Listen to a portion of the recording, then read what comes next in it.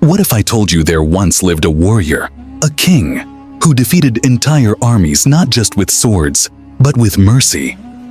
A man whose name still echoes across time, whose legacy inspires millions even 800 years after his death. This is not just the story of a conqueror. This is the story of a legend, the story of Sultan Salahuddin Ayyubi. In a time when the glory of Islamic empires had started to fade into history books, when the tales of great victories were only heard in the quiet corners of old libraries, a new chapter was waiting to be written. A child was born, not into luxury or power, but with a dream carved into his soul. From a very young age, Salah Uden wasn't interested in palaces or power. What burned inside him was a different fire, a longing to free the holy city, Jerusalem, from foreign control.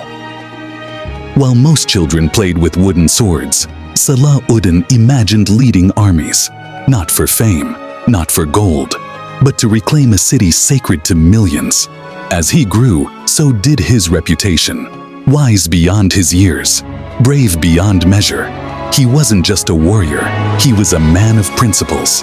And then came the Crusades, a series of brutal wars where blood ran in rivers and mercy had no name. Jerusalem had fallen into Christian hands, and Muslims around the world watched in despair. But not Salah Uden. He rose, like a storm wrapped in calm. He gathered his forces, united tribes that hadn't spoken in decades, and began his march toward destiny. But here's what made him different. He refused to win through cruelty. Where others would burn cities, he offered peace. Where others sought revenge, he offered forgiveness.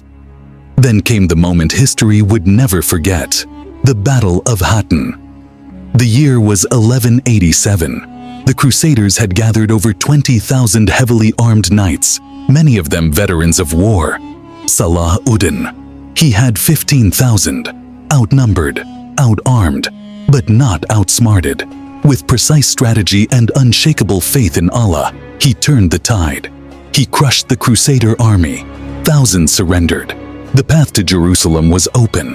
But what happened next shocked even his enemies. On October 2nd, 1187, Salah Uden entered Jerusalem. But there was no bloodshed, no looting. He didn't seek vengeance. He entered the city peacefully, restored the mosques, and allowed Christians and Jews to live freely. Even Richard the Lionheart, the famous English king and crusader, once said, "No greater and more merciful enemy ever lived than Salah Uden." Salah Uden didn't just reclaim a city, he reclaimed an era. He reminded the world what true leadership looks like. He fought wars, yes, but he also built bridges. He brought dignity back to broken people, and he showed that true power lies in mercy, faith, and unity. Even today, centuries later, his name is spoken with reverence, not just by Muslims, but by historians, Christians, Jews, and scholars all over the world. In today's divided world, we often ask, where are the leaders like him? Is there anyone who can unite the broken hearts and rise above hate, like Salah Uden did?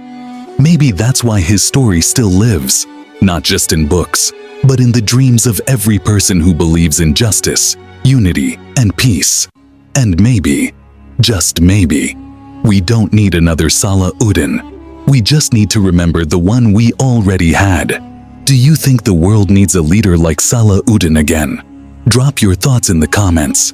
And if his story inspired you, don't forget to like, share, and subscribe for more forgotten legends of history.